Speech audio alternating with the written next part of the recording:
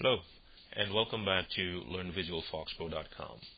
In our last video, part 5 of the series of the building a simple application, I took some shortcuts and was thinking about it and thought, hey, let me come back and redeem myself and fix some of the bugs that I left in the code from the last video, and actually show some of the stuff that I was going to actually put over on my premium content site, but I'll show you some of it now, and the rest I'll put in the premium content. So we're going to go back and fix some of the things that I made a mess of yesterday. So first thing we want to do is to go back to the issues table where I modified assign to. If you recall, I changed it from what it was, which was an integer, would actually map to the ID of the staff member. So we're going to change that back. And okay, so that's fine. Oh, and one more thing I want to do in here. I am going to take a shortcut out of here and put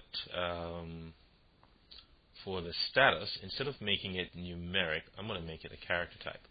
So it will store actually the, and I'm doing this to enable the search, so I don't have to write too much code there. Again, I still want to keep this fairly short. So we've got open 1, 2, 3, 4 and closed 5. So we'll make it about 5 characters. Okay, and so I'll change the default value here from a 1 to the word open. I think I have to put that in quotes. And also to the date type, we did not address that one. We want to put the default date in here, so I'll just put date. So every time a new record is added to the table, it will take the current system date. And so that should be fine. So let's make those changes. And okay, so the next thing we want to do is to change the issue information form. And so if you remember, actually before I make the change, let me show you the error that currently is. And oh man, I will probably get some errors, some other errors here because, alright, let's see, hang on a second. Okay, so this, we got to modify this. So because I've changed this now to a character type, I have to go back to the option group and change the value property to be blank. So I press the space bar, press delete, press enter, it shows none. So when it's blank, when the option group, which is this box here enclosing these two radio buttons, when the value is blank, it will actually store the text of the option buttons in the data source control, which is status. So that's perfect. Okay, so I want to get back to this, and we want to get back to these guys later on. So if you recall that when what we coded, when we when we selected a customer from the drop down, we actually updated this text box, which is invisible at runtime, and we did bind this text box to the issue customer ID. I'm going to show you actually that we can do everything from the combo, and we don't need to resort to such trickery, which involves more code actually than not. So let me just see if we can get this to run and demonstrate that to you.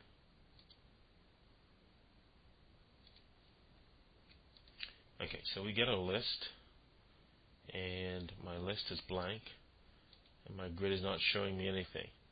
I have a feeling something is wrong here. Let's close this out. And that's what happens when you start to make changes. So let me go through and just fix a few things here. So the issue list was using in column 5 we had customer company, so that is fine. And actually column 4 we did show some nice stuff like using the immediate if here. So if status was 1, then this is no longer true because the type of status is now a character type. So I really don't need I don't need this. I'll just simply change this to show the status as is. Okay, so that may be causing an error. And another thing I want to do here is to go to the init of the form and to in the load event, I want to set sentry on. I noticed last night that the my dates were showing 2 digits instead of 4.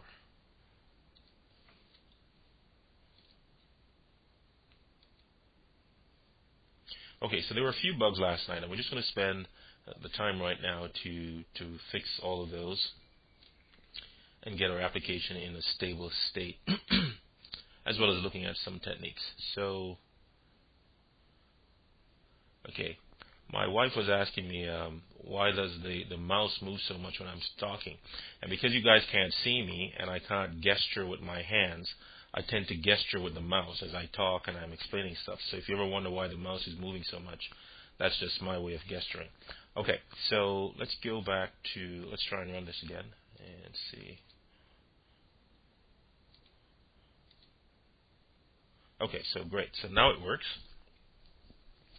And of course, because yesterday or in the last video we were using for the status numeric values, those got converted to character types when we change a type, and so we're seeing that. And then of course, assigned to is no longer showing the IDs, the staff IDs like we had them showing, such as Mike T and so forth.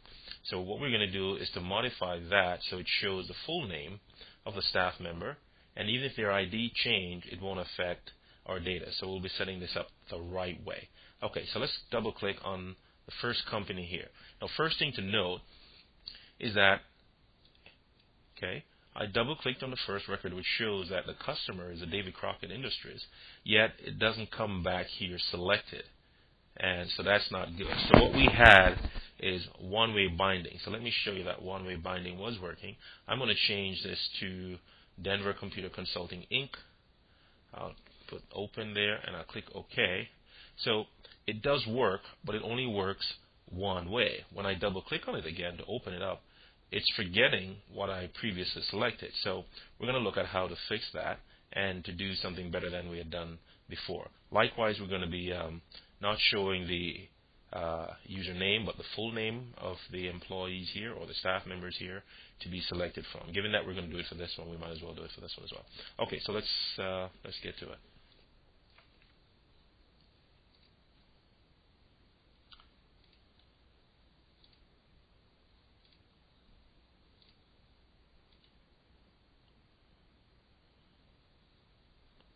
Okay, so what I'm going to do, if I double click on this, you'll see the code I had in here was, and this is why we had one-way binding. When the content change within the drop-down list, I would update the customer, the company ID text box that I have here with the customer ID, which itself was bound to the issues customer ID field. Okay, so let me just go to data environment, spell this out a little bit for those for whom it may not be clear. What we want to accomplish, we have the customer table, which store all our customers. Let's browse that. So every customer we have has an ID, the name, and other information about them stored in the customer table. And so what we want to do is then when we create an issue, we want to relate it to a particular customer. But instead of having to store, which we should never do because we're working with relational data, storing all this customer information again, such as the company name in the issues table, all we need to do is to store the ID that relates to that particular customer from the customers table. And so here we have this field here, cust ID, which should map to an ID in the customers table. So every time we create an issue and we select from the drop list, it should actually store the ID of any one of these customers in this field. So let's accomplish that the proper way. So I had set out to do that using these two, and there are times when you can do this. I'm going to take this out and I'm going to remove the code that I had on the interactive change. So I'll right mouse click and reset, so there's no code there. And what I want to do, let's go back to data. And we can, in fact, set up multiple columns for our combo box. Right? It does support multiple columns. And what I will do, given all I want to do now is to specify the second column that we want, and that's the ID from the customers table. So I'll just put ID here. Note, I do not qualify ID with the name of the table. Only the first field, company, needs to be qualified. So I specify customers dot company, and then ID, of course, automatically will pull from the customers table. So now we have two columns. And so what I'm going to do is to tell I'm going to set the control source. So the field to be updated is the issues customer ID field. Okay, so you're with me so far? Okay, good. And what we want to do is we want to bind to the second column, not company name. Company name is just for display. We actually want to store the ID into cust ID here. So how do we do that? Well, we simply set the bound column. So by default, it bounds to the first column, and usually there are only one column. So we have company name as the first column, and then ID as the second column. So what I will do is to put 2 here for it to bound to the company. And then to force it to bound to the ID itself, or not the record number of the customer table, I need to set this to true. So I'll set bound to equal to true, and that will handle both direction of binding. When we come back to the form for editing, it will locate based on the customer ID, the company ID, the proper company, and display the name here. And when we make changes and save, the company ID will go into the proper into the issues cust ID field. So that's all we need to do, and then we're going to come back, modify the table, and do the same here. In fact, I think we've done all that already. So all we need to do here, we're going to do the same for the assign to. So we do the control source is right. We do want to bind to. So let's say we have staff, and we want the full name of the staff to be displayed in the drop list. But we want to bind to, we only want to store the ID. Though we're displaying the full name, we only want to store the ID of the staff member. Okay, so we do the same thing here. We change that to 2 and set that to true, and we should be good. Okay, let's bring this over a little bit. Make sure that this guy is wide enough to display full names.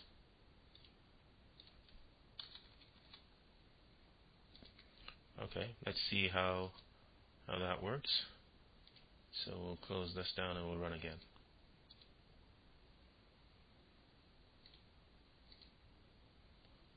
Okay, so these may not work as expected actually. Perfect. Denver company. So again, so it is working properly. We're getting two-way binding. When we open the form, it is showing the proper company that was previously selected. So let's set this back to Davy Crockett, or let's set it to Learn VFB, and we'll click close. So that is saved. And if I open it again, of course, it shows it there. So that's beautiful. And of course, now I get the full name of the employees, the users, etc. And I can select David Banner, and I'll click OK.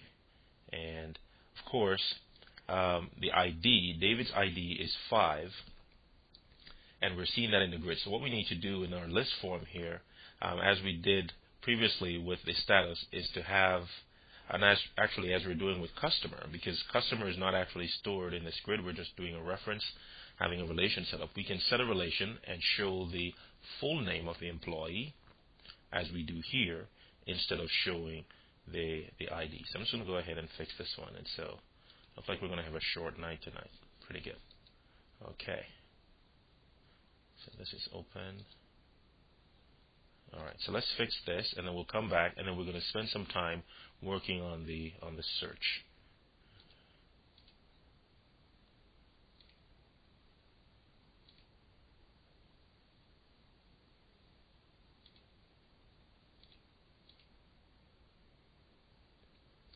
So what we want to do right off is to go to the data environment for the form, and so we've got issues and customers already.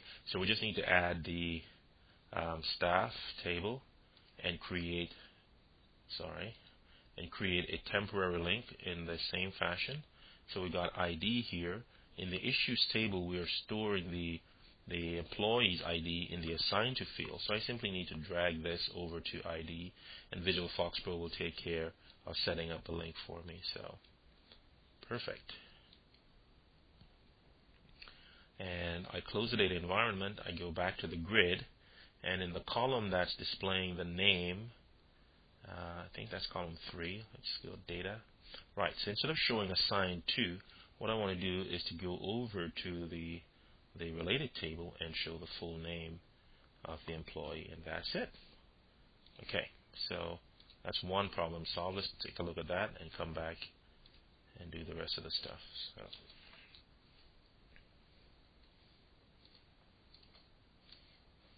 Okay, perfect.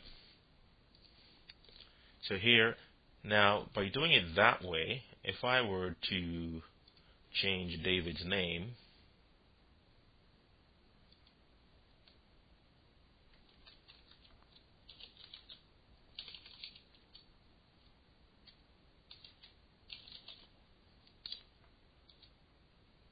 right away, you'll see already. You can see the update taking place because we're matching by ID and not by. In fact, what we had was username, and we would have had an issue if I changed this to DB,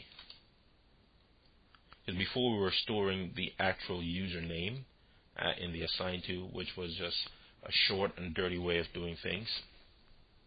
Now we're storing the ID, which doesn't change and is hidden from the user, and so we can change the description of a person's name. It doesn't affect their ID and doesn't affect our output. So we're pretty good here. So let's do some stuff. Let's see title. Let's see if we can search on title. So if I've got rifle, okay. So I'll just put that in there, rifle, and find.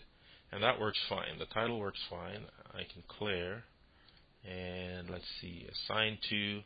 Assigned to is going to take some work because these are related tables and they're not a part of the issues table.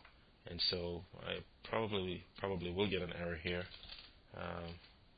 or just nothing at all. Okay, so I do get an error. I'll ignore it for now. And let's see what else is there. So status should work because we're storing the literal value open and closed. So if I put close, should be all blank because there are no closed statuses. And of course, if I put open and find, we do find some. Okay, perfect.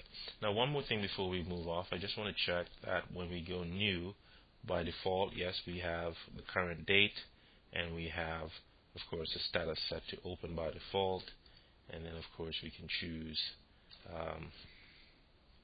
whomever we want to for an issue.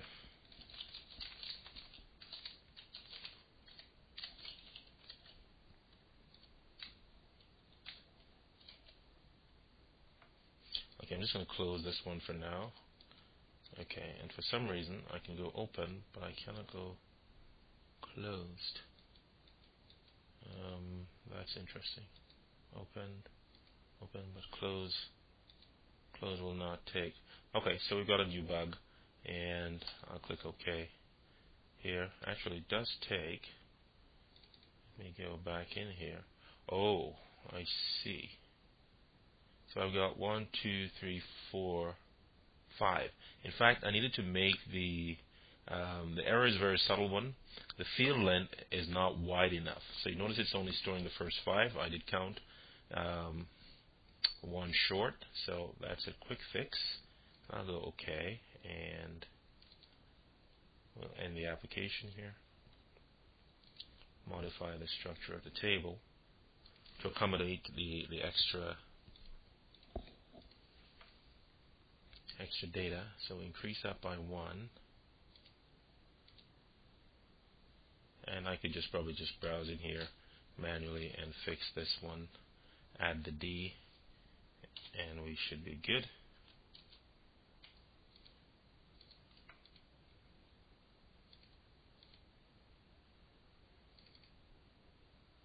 Okay, and so now the closed takes properly. Okay, so we'll cancel out, and if I search for status closed, that works as well. So we know some of the search are not working. For example, date, let me clear. If I were to put in 02/06/2003, again I'll get an error. Okay, so I'm going to cancel out. No, in fact, I won't cancel out. Let's see what the error is and begin to debug here. So I go suspend and write off. Okay, so I'm looking at the date field, and I cannot perform an all trim in a date. So this actually should be, this needs to be converted to a character type. Over on this side, of course, let's see. This is already a character type, so that's fine. So the problem here is with the date field, and we'll see how to fix this. So let's get out of here.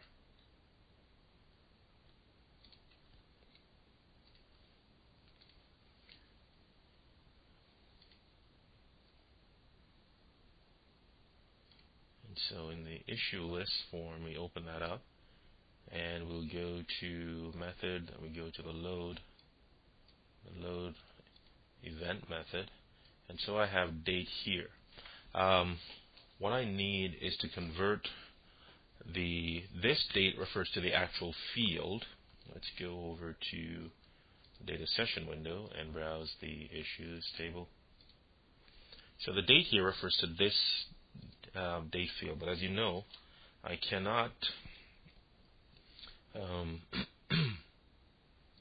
see, I'm running out of real estate, but I cannot print the upper of a date field, right? And that's the same error I'm getting in the application. So what I need to do is convert this to a character type, and to do that I can use the date to C function, the date to character, and that should work no problem. So let's see, I'm pressing Control Alt Shift to display my window, and that works. So what I'll do is put that expression, I'll put this instead of just the field name in here. So that should work a little bit. Okay. And then the others I've not thought about, for example, assign. In fact, we may have to do some tricky stuff here, but let's see. So what we would need to do in here is to make reference to the other table, which is a staff table, and to filter on that. Let me think about that one for a little bit. Okay, come back to that in a second.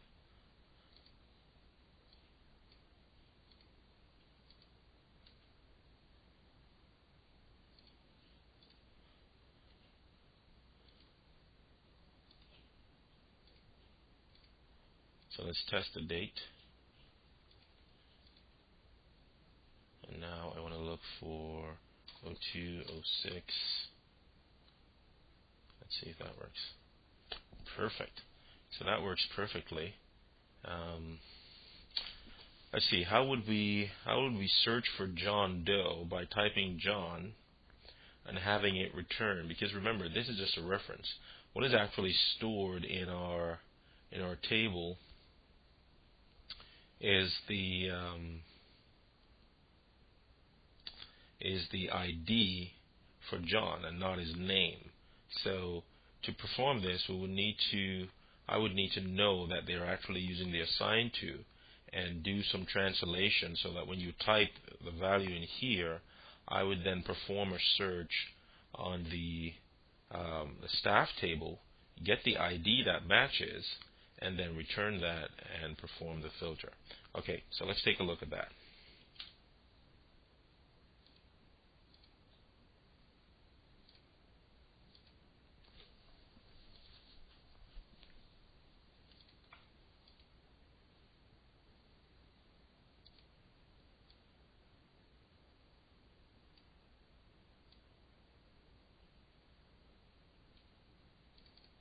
Okay, so what we're going to do is to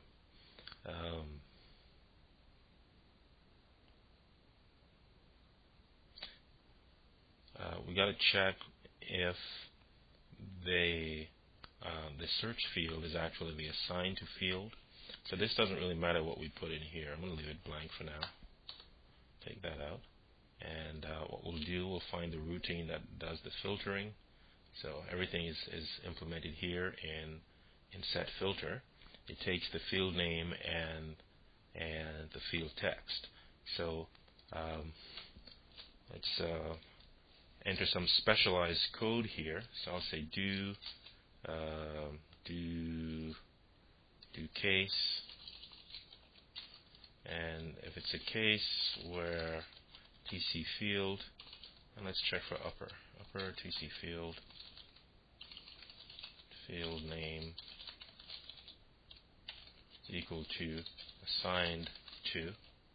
So we know we're dealing with the assigned to case, and then we can say otherwise do everything else as before. So alright, so we'll indent all of these guys and we'll drop out of here. And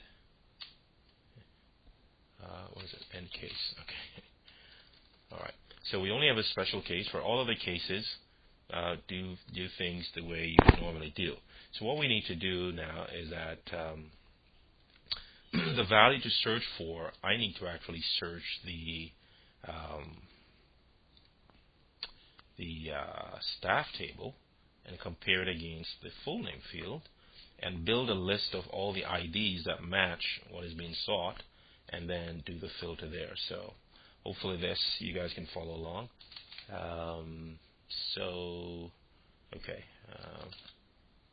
what I want to do is to get the local and say current work area, LC string. I'm going to need a string variable for something. Okay, so ln current work area equals select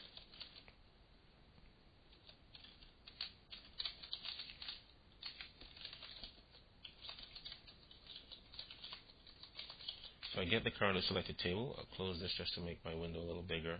Let's maximize here. Okay, so we want to save the work area of the table that's currently selected, so we can restore that.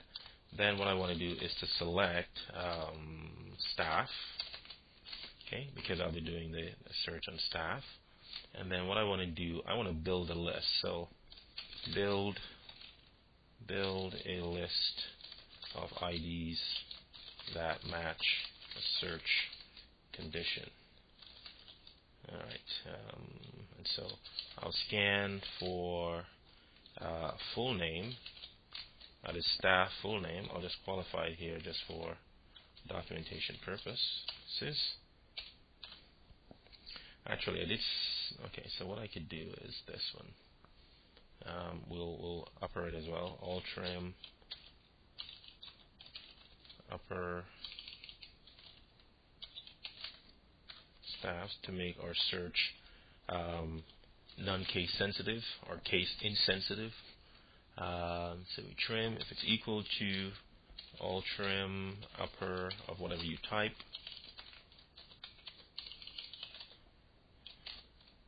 Okay. Again, Fox is case insensitive, but I like to maintain, sometimes, lowercase, uppercase, proper form of my variables, and scan here. So what I'm going to go through now and build a list, and this is where the LC string variable comes in. So I'll say if it's empty, I know that we've just started building the list, and so then LC string equal to staff.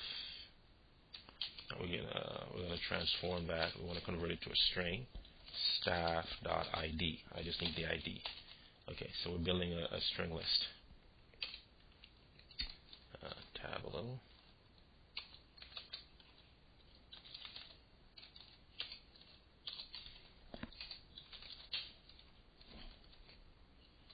Else, I want the same thing, but I need now to insert some commas because I'm building a comma delimited list. So it's LC string plus comma plus.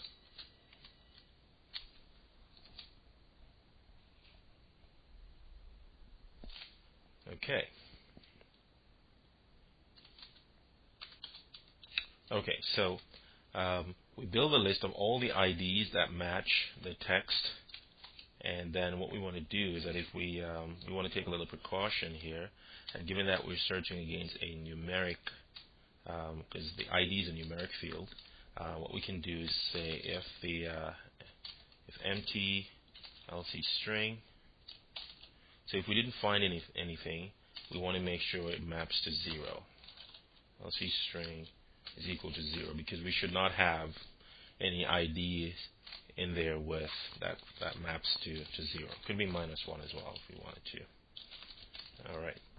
So from here, we'll just set our filter here. We'll say set filter to. In fact, we need to reselect.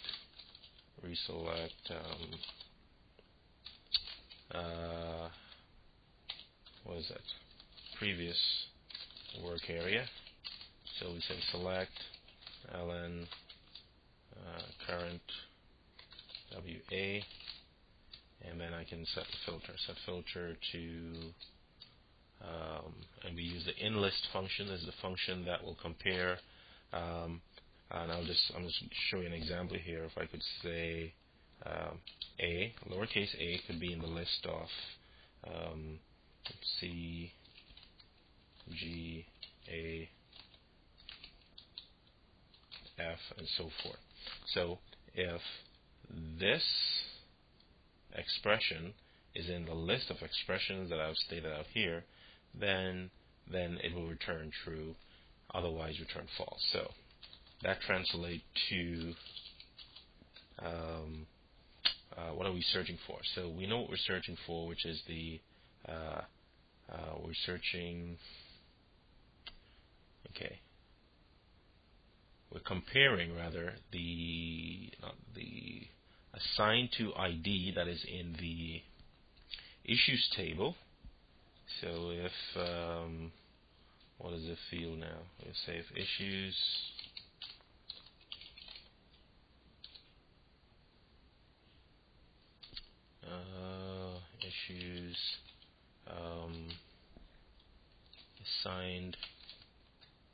assigned to, and then we compare we put the list here. We'll use macro substitution, and we'll put LC string. Okay. And then once that is it will fall down. It will do a go top and refresh, and we should be good. Okay, so what we've entered then is customized behavior for the assigned to, because we need to do a comparison against another table and not necessarily the issue table. Hope you followed along with this. If you do have any questions, you know how to reach me. Check out the website, feedback@learnvisualfoxpro.com. Alright, let's see if this works, and no, it doesn't. We got an error here. Alright, too many brackets. Take one away. Okay, still got more errors. Too many brackets over here too.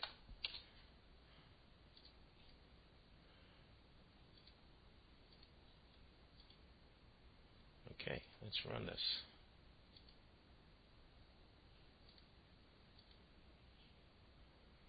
Alright, so we're going to go to assign to, and I want to look for John. Okay, and press find, and whoa, works like a charm. Alright, okay, so that's pretty cool. Let's clear that, and let's see now if there are any comparisons. So I got David and Doe. Okay, unfortunately there are no name comparison, so I could do a multiple matching to show. Actually, what I'll do, I'll change John's name to David, to Don or somebody appropriate, just to show that multiple matches should work. So we'll put this as sorry, I'm going to John.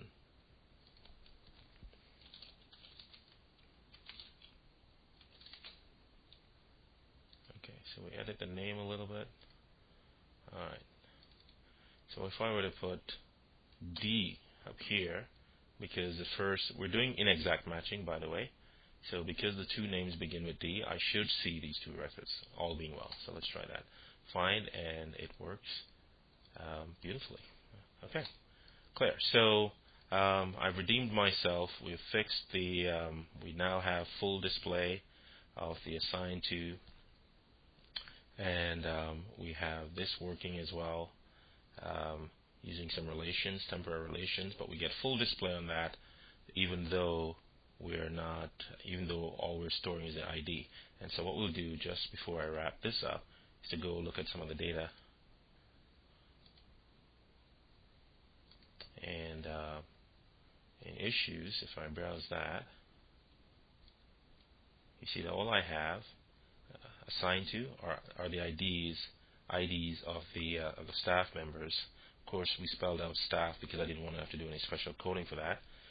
But we could have still leave the numbers in there and implemented custom search as I did for this guy as well. And likewise for the customer, we store the customer ID 514, 511, 512. And let me open the customer table and browse that. And so this is what relational database is all about. We don't duplicate data. We simply store references, ID references. So 5014 maps to this guy down here. And of course, you see that when I relate it, you don't see the numbers, or the users don't see the numbers. They simply see that which is human readable and user friendly. They see the full name. Likewise for staff, browse this and make it a little smaller.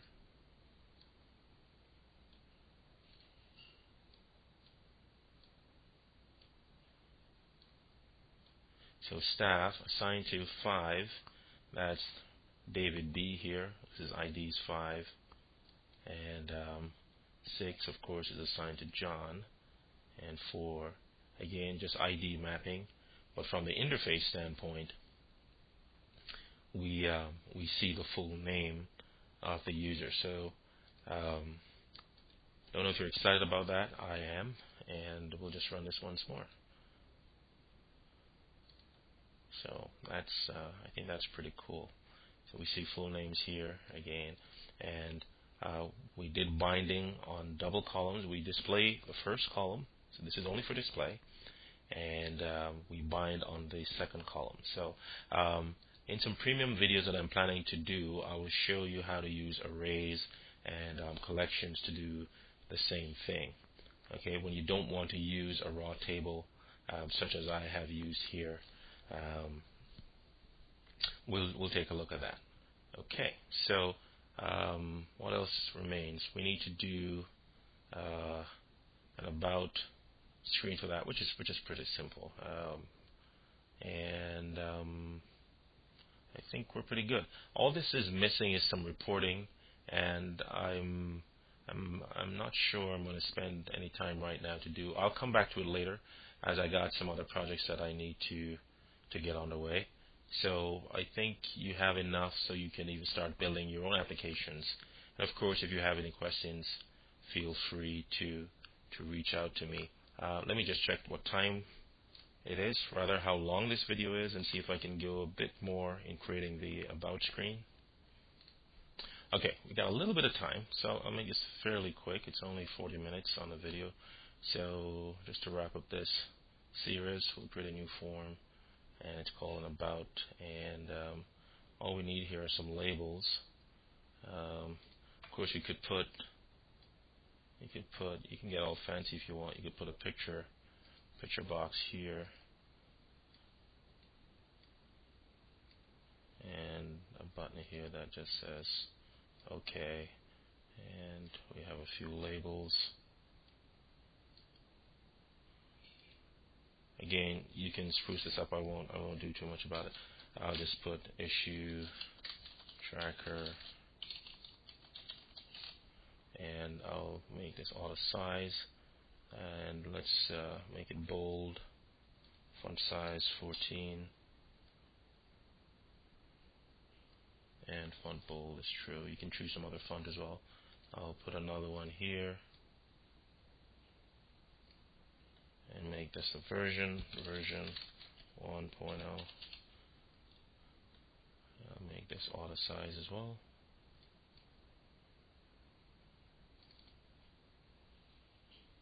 Back style we'll make 2,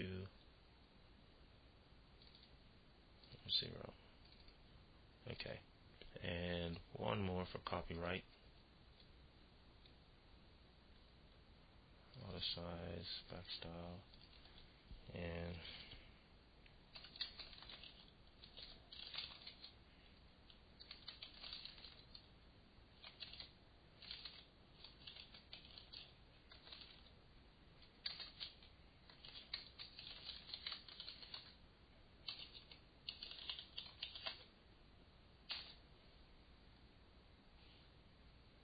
okay, so this one I'm going to let wrap around. Turn wrapping on here. Word wrap is true. So when word wrap is true, I got to turn auto size off, and I'll drag that over here and bring it down a little bit.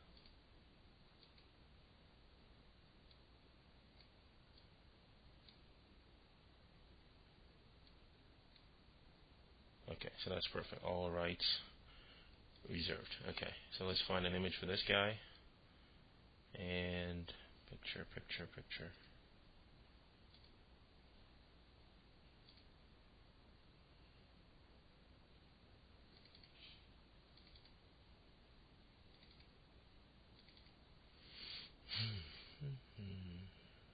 Bitmaps, and we gotta sort it. Okay, let's go in here. All right, balloon should do fine. Okay, it doesn't look too good. Let's choose something else. Unfortunately, I don't have any preview on these stuff, so these are probably not too big, but I'll leave that as it is. I'll change this to OK.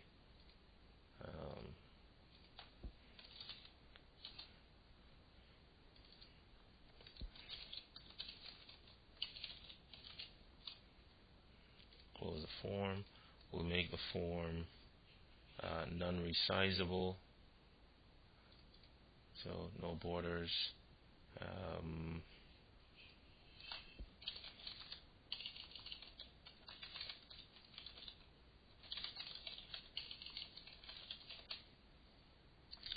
we're going to take the control box off. Okay, and so that's it. And of course, we want to make this a modal form, so when the user calls it, they have to close it before they do anything else. So let's test it out, and we'll call it about. Start with the rest of his brothers.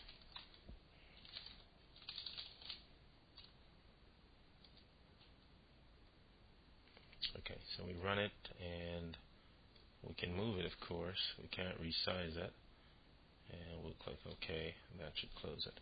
So all we need to do is to set the property here to auto center, and okay, we set that, we close that. We go back to our menu.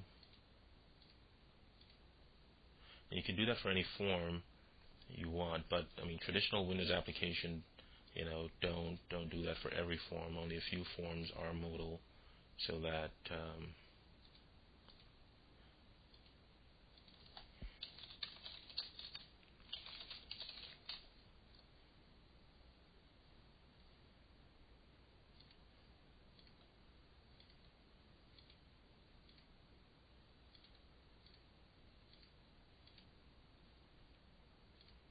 so we run the application. We have about displayed here, and of course, notice that when about is selected, if I go to the menus, with the exception of some of the menus, items, they're all grayed out automatically because this is a modal window, of course.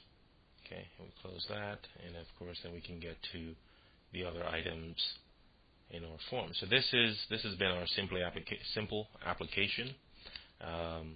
Hope you enjoyed it as much as I did.